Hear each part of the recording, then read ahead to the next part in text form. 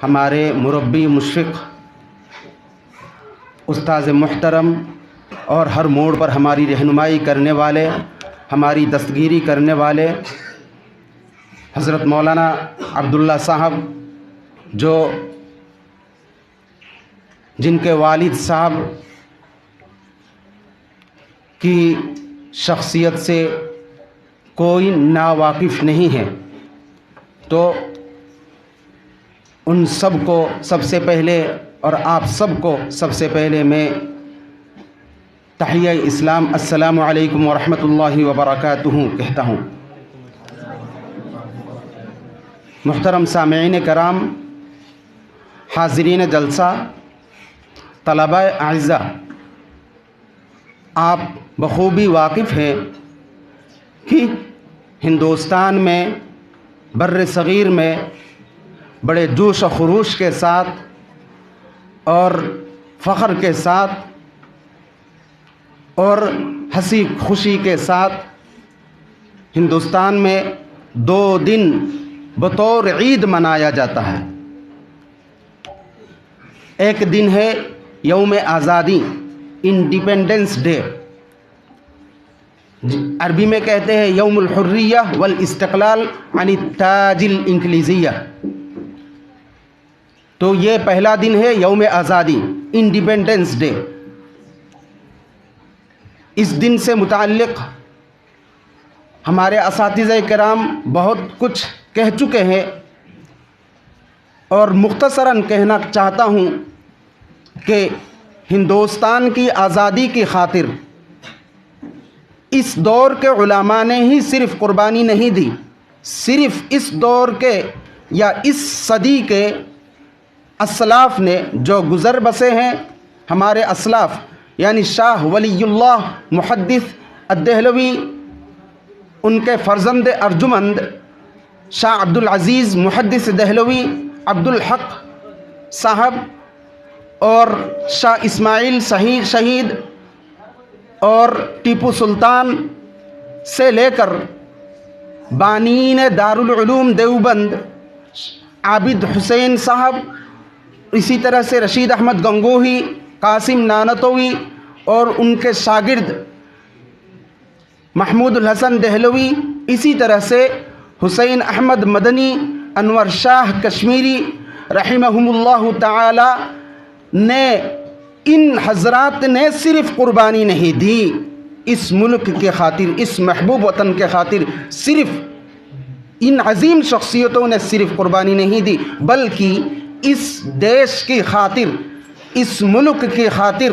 قربانی دینے والوں کا سلسلہ صحابہ کے دور تک بھی پہنچتا ہے۔ سبحان اللہ! صحابہ کے دور تک کیسے پہنچتا ہے؟ آپ کو بخوبی معلوم ہے کہ اس بر صغیر کو دشمنان اور معاندین اسلام اور معاندین امن و عافیت کے چنگل سے چھڑانے کے لیے اور ان کے ظلم و ستم اور بربریت کے پنجے سے چھڑانے کی خاطر اس ملک کو آزاد کرنے کے لیے سب سے پہلے اقدام کیا، قدم اٹھایا صحابی نبی محمد بن قاسم الثقفی رضی اللہ عنہ نے، اور ہندوستان کے قریب آ کر کے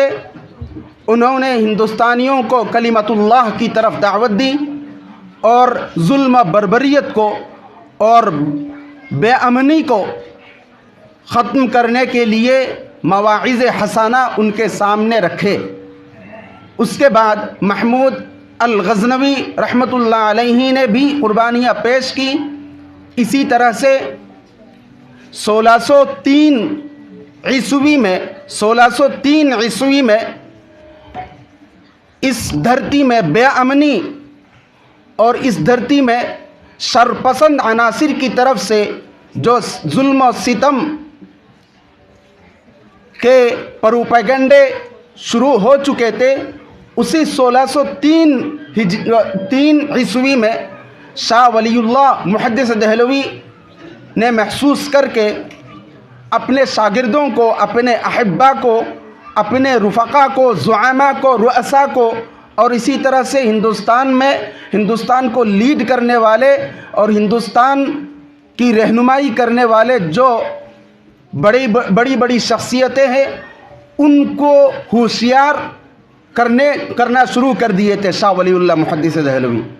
بڑے لوگوں کو، اور مشورہ دینا شروع کر دیے تھے کہ ہندوستان ہمارے قبضے سے جانے کو ہے، ہندوستان کا امن و امان خطرے میں ہے، ہندوستان میں اسلامی شعائر کو آزادی کے ساتھ سر انجام دینا مشکل ہونے جا رہا ہے، اس لیے آپ ہوشیار رہیں۔ شاہ ولی اللہ محدث دہلوی رحمۃ اللہ علیہ نے 1603 عیسوی سے اس بے امنی کو معاندین اسلام کی جانب سے محسوس کر کے بے امنی کو محسوس کر کے مشورہ دینا شروع کر دیا تھا، لیکن بدنصیبی سے انہوں نے اپنے ارادے کو اور اپنے افکار کو اور ہندوستان کی خاطر جو وہ سوچ رکھے تھے وہ معرض وجود میں نہیں لا سکے اور اس کو ہندوستان کی خاطر اس کو پیش نہیں کر سکے۔ ان کی حیات نے ان کا ساتھ نہیں دیا۔ قلم ازدی سے لکھ دیا گیا تھا جو اجل محققہ ہے، جو وقت مقررہ ہے، وہ مقررہ وقت ان کو بلا لیا، اس مقررہ وقت نے ان کو لے لیا اور ان کا انتقال ہو گیا۔ پھر ان کے فرزند ارجمند حضرت مولانا شاہ ولی اللہ محدث دہلوی، حضرت مولانا شاہ عبدالعزیز محدث دہلوی نے سب سے پہلے فتویٰ جاری کیا کہ ہندوستان دارالحرب ہو چکا ہے، اب ہندوستان کی آزادی کے لیے مسلمانوں کو صف اول میں کھڑا ہو کر کے، اور جو غیر اغیار ہے، جو غیر مسلم ہے، یا یوں کہہ دیجئے کہ غیر مسلمانوں سے بھی جو لیڈر ہے، جو سمجھدار ہے، ان سب کو ہوشیاری کے ساتھ کام لینا چاہیے اور سب کو یکجا کر کے دین، مذہب، زبان اور طور طریق میں تفریقہ بازی اور فرق کو اور اختلاف کو نہ دیکھتے ہوئے ایک صف میں صف بستہ ہو کر کے معاندین سے لڑا جائے، انگریز سے لڑا جائے اور ہندوستان کو آزاد کیا جائے، ان کے چنگل سے ہندوستان کو آزاد کر کے امن و امان کو برقرار رکھا جائے۔ تو شاہ عبدالعزیز محدث دہلوی کے فتوے کے بعد سب جو ہے ایک ساتھ ہو کر کے ہندوستان کی خاطر قربانیاں پیش کیں، اور خاص کر کے انگریز جو 1857 سے لے کر کے تقریباً 1857 سے لے کر کے 1947 تک ہندوستان میں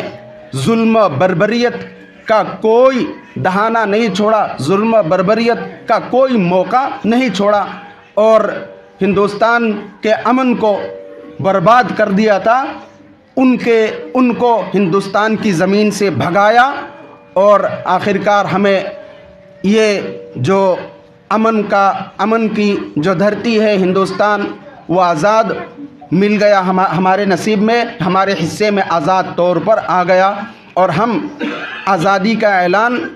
ہر سال کرتے ہیں، اور سب سے پہلے آزادی کا اعلان کیا گیا یوم الآزادی، جو آزادی کا پہلا دن ہے 15 اگست 1947 میں اعلان کیا گیا، اور ہر سال اسی دن میں یوم آزادی منایا جاتا ہے، بڑی خوشی کے ساتھ، اور تاریخ کو بڑے فخر کے ساتھ دہرایا جاتا ہے۔ دوسرا دن ہے جو ہندوستان مناتا ہے، پورا ہندوستان، اور جگہ جگہ جلسے جلوس ہوتے ہیں، راجدھانی سے لے کر کے یہ ملک کی ہر گلی بستی، شہر، گاؤں دیہات میں مجلسیں ہوتی ہیں۔ یہ دوسرا دن 26 جنوری ہر سال 26 جنوری کو محفل ہوتی ہے، تو 26 جنوری اس دن کو کہتے ہیں یوم جمہوریہ، جس دن ہندوستان میں جو قوانین ہے، ہندوستان میں تعلیم کے حوالے سے، ثقافت کے حوالے سے، تہذیب و تمدن کے حوالے سے، رہن سہن کے حوالے سے، اسی طرح سے کوئی کسی کا غلام نہیں ہے، سب اپنی ضمیر کو آزادی کے ساتھ ادا کر سکتا ہے۔ تو بنیادی کچھ حقوق کو سامنے رکھتے ہوئے اور تمام ہندوستانی سب کے سب شہری ہے، سب مساوی ہے، کوئی فرق نہیں ہے، تو ان جو بنیادی عناوین کو سامنے رکھتے ہوئے ایک مسودہ تیار کیا گیا تھا، قانون کا ایک مسودہ تیار کر کے پیش کیا گیا اور سب نے مل کر کے اس میں دستخط کیے اور پھر اس قانون کو لاگو کیا گیا۔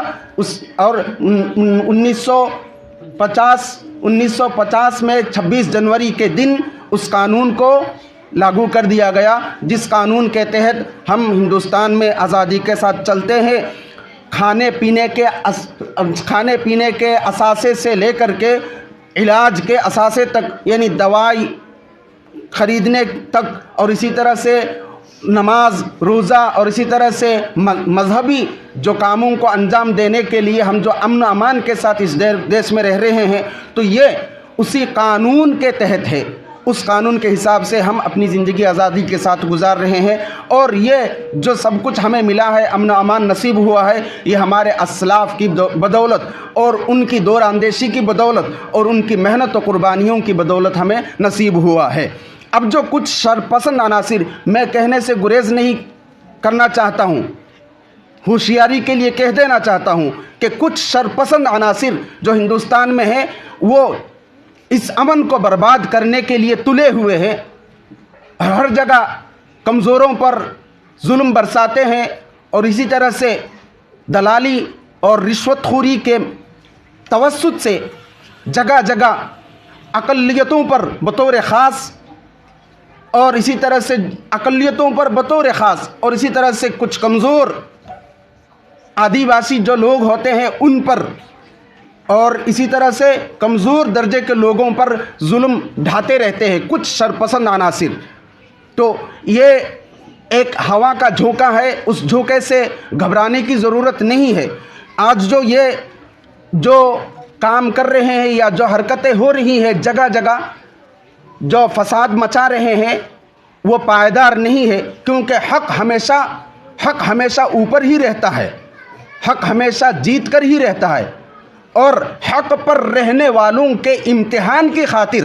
اللہ تعالیٰ ایسے شرپسند اور دشمنوں کو پیچھے لگا دیتے ہیں، چاروں طرف سے لگا دیتے ہیں، اور ان کے ڈر کو دلوں میں اللہ تعالیٰ کی طرف سے یہ ایک نعمت ہے۔ اگر اس کو دوسرے پہلو سے اگر دیکھو گے تو یہ بھی ایک نعمت ہے من جانب اللہ، کہ دشمنوں کو اللہ نے ہمارے پیچھے لگایا اور تاکہ ہم ہوشیار رہیں، ہم یکجہتی اور اتحاد و اتفاق کے ساتھ ہم اپنے مشن کو آگے بڑھاتے رہیں۔ انشاءاللہ ان جو فاسد عناصر ہے، ان کی وجہ سے کوئی نقصان اور کوئی کمی نہیں آئے گی انشاءاللہ تعالی۔ اللہ تعالی ہم سب کو سوچنے سمجھنے کی توفیق عطا فرمائے۔ اور باقی ایک بات اور کہنا چاہتا ہوں، بہت ضروری بات، یہ کہ ہندوستان میں آج تعلیم کے حوالے سے چاہے وہ عصری علوم ہو، دیکھیے بھائی، عصری علوم اور دینی علوم اس کو لوگ الگ کرتے ہیں، بڑے بڑے لوگ بھی الگ کر دیتے ہیں، لیکن حقیقت میں نا جو بھی علم مفید ہو، خواہ دنیا کے لیے، دنیاوی امور کے لیے یا دینی امور کی خاطر، جو علم مفید ہو وہ علم دین ہے۔ دنیاوی عصری علوم یعنی زمانے سے متعلق ہو، موجودہ دور سے متعلق علوم ہو، یا جو پرانا جو دور ہے عصر قدیم، تو عصر قدیم سے متعلق علوم ہو، یا علم دین ہو، دنیاوی علم ہو، جو بھی علم ہو، اگر وہ دین کے لیے فائدہ دہ ہے، مخلوق کے لیے مفید ہے، تو وہ علم دین ہی کے دائرے میں آئے گا۔ اس لیے اس کو عصری علوم کہہ کر اور دینی علوم کہہ کر کے اس کو بانٹنا نہیں چاہیے۔ اس کو بانٹ کر کے، یا بعض لوگ اس کو تقسیم کر دیتے ہیں نا، بھائی غور سے سنو، کہ عصری علوم یا دنیاوی علوم اور دینی علوم کہہ کر کے، دنیاوی علوم اور دینی علوم کہہ کر کے جو تقسیم کرتے ہیں نا، تو اس تقسیم سے جو دشمن لوگ ہیں یا اسلام دشمن جو عناصر ہے وہ فائدہ اٹھاتے ہیں۔ کس طرح سے؟ وہ اس طرح سے کہ کہتے ہیں کہ مدرسے میں پڑھنے والے جو ہوتے ہیں وہ کچھ سمجھتے نہیں ہیں، وہ دنیا سے ناواقف ہوتے ہیں، وہ تو صرف دینی علوم کے پیچھے رہتے ہیں، اور جو اساطیر الاولین ہے، گزرے ہوئے آباء و اجداد کی طرف سے جو منقول ہے، صرف اسی کو رٹتے ہیں، اسی کو پڑھتے ہیں، اور ان کے ذہن کا دائرہ بھی کیا ہوتا ہے، تنگ ہوتا ہے، سوچنے میں وہ وسعت اور گنجائش نہیں ہوتی ہے، وہ دنیا کے ماحول سے واقف نہیں ہوتے ہیں۔ اس طرح سے کہہ کر کے ہم کو دنیا میں چلنے، آزادی کے ساتھ رہنے بسنے والوں سے ہمیں الگ کر کے ممتاز یا الگ کر کے جو الگ نظر سے دیکھتے ہیں ہمیں الگ کر دیتے ہیں۔ سمجھ میں آئی بات کہ الگ کر دیتے ہیں، اور نہ ہمارے یہاں وہ لوگ حقیقت میں جانتے ہیں اس بات کو کہ ہمارے یہاں بھی ایسی باتوں کی اور ایسی علمی چیزوں کی تعلیم دی جاتی ہے کہ جو دنیا و آخرت کے لیے مفید ہے، دین اور دنیا کے لیے مفید ہے۔ ہر میدان میں انشاءاللہ تعالی اس مدرسے میں محنت کے ساتھ پڑھنے والے طلباء، اس مدرسے میں محنت سے پڑھ کر کے فراغت حاصل کرنے والے علماء کرام اور درسگاہ نبوی سے علوم نبویہ حاصل کرنے والے جو وارثین انبیاء ہے، وہ ہر میدان کے ماہر ہے، اور ہر میدان میں جا کر کے انمول طریقے پر بے مثال انداز میں کارنامے پیش کر سکتے ہیں، اور یقین ہے کہ پیش کر سکتے ہیں، اس میں شک شبہ کی کوئی ضرورت نہیں ہے۔ اس لیے آپ کان کھول کر سن لے کہ آپ کبھی بھی کوشش نہ کریں کہ ہمارے مدرسے میں طلباء جو پڑھتے ہیں یا ہمارے مدرسے میں جو بوریوں پر اور اسی طرح سے دریوں پر بیٹھ کر کے بھوکا رہ کر کے محنت اور جفاکشی کے ساتھ پڑھنے والے جو طلباء ہوتے ہیں، وہ طلباء صرف اور صرف اس لیے نہیں کہ وہ صرف محدود دائرے ہی میں رہ کر کے صرف دین کی خاطر، مطلب کہ دین مطلب یہ ہوتا ہے کہ ان کے حساب سے کہ صرف نماز روزہ ہی کو سمجھتے ہیں اور کچھ نہیں جانتے ہیں، یہ کہہ کر کے الزام لگانا جو ہے ہمارے حق میں ظلم سے کم نہیں ہے۔ اس لیے یہ اس طرح کا الزام لگانے کی کوشش نہ کرے۔ برائے کرم اللہ تعالی ہم سب کو سمجھنے کی توفیق عطا فرمائے، آمین۔ وآخر دعوانا ان الحمد للہ رب العالمین۔